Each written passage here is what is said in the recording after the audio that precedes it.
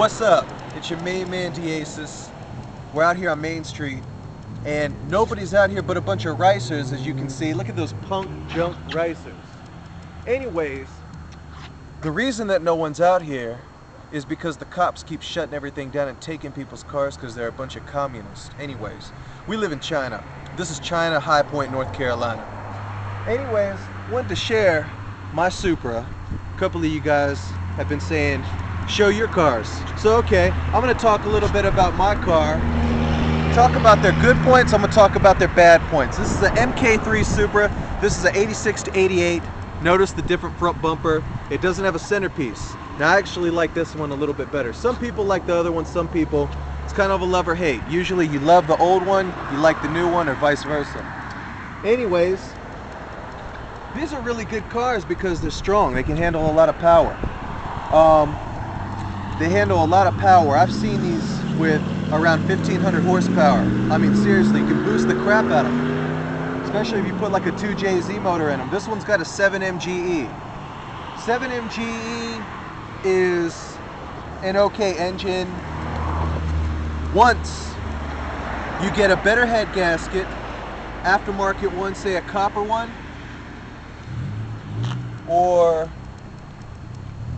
and you got to get ARP headsets. Anyways, when they made the engine, they didn't torque the head gasket down enough, and they didn't have a very good gasket in there. So if you're going to get a 7M, you want to invest in it.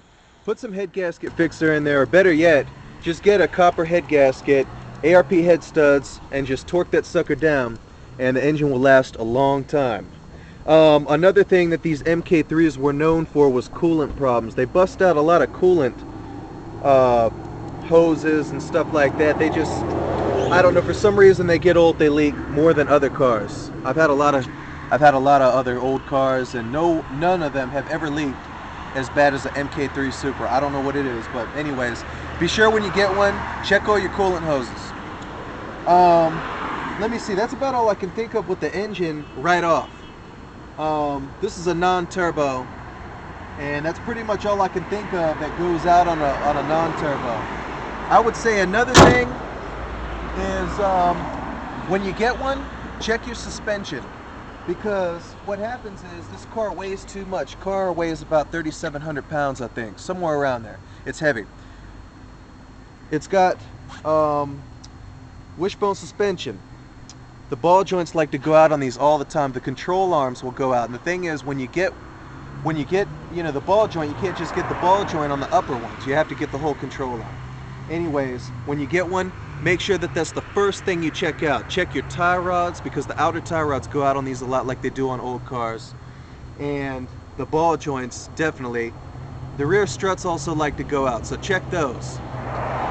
And that's pretty much all that I can think of off the top of my head. Another thing too is lock your door with your key, because a lot of times you hit the button and it's cold, the alarm will go off in the middle of the night. It's happened to me about 10,000 times. That's about all I can think of. I don't know, AJ, you got any suggestions, ideas? You know a lot more about the 7Ms and the MK3s than I do, sir. Yeah, they're okay, man, once you get the head gasket torqued down right. Watch out for the bottom end too. For some reason, I've seen them with some bottom end problems.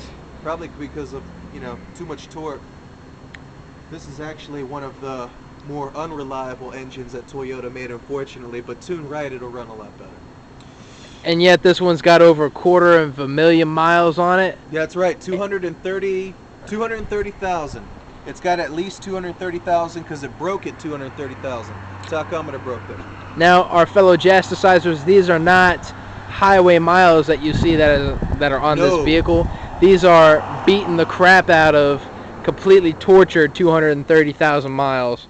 That's right. And this vehicle is still here to tell the tale.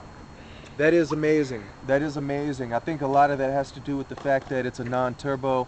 A lot of that has to do with the fact that it's a Toyota. Check this out too. This is a target top. This is another thing that makes the MK3 Supra so special. Mine is a poor example. As you can see, mine is ragged out, beat up. But this is a great looking car. and it is definitely worth restoring, because once you do restore it and you put the necessary parts on it, this car being a Toyota, it will run a very long time. So I think I've about covered that. That's really about it. Oh, and another thing, on Toyotas, tachometers break a lot.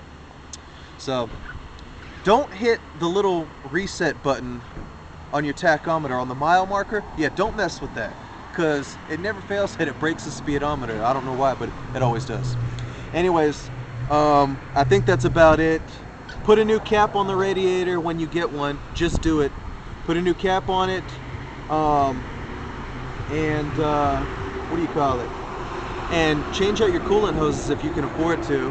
If it's got a lot of miles on it, some people disagree with me on this, but run 2050 in it if the engine's pretty beat up and pretty old. It doesn't burn it as much. It might be a little harder on the oil pump, but it won't burn it as much. Anyways, that's for y'all to decide. Anyways, this has been more Jassic time. And AJ, say something, man. Something. Okay, how many minutes are we at?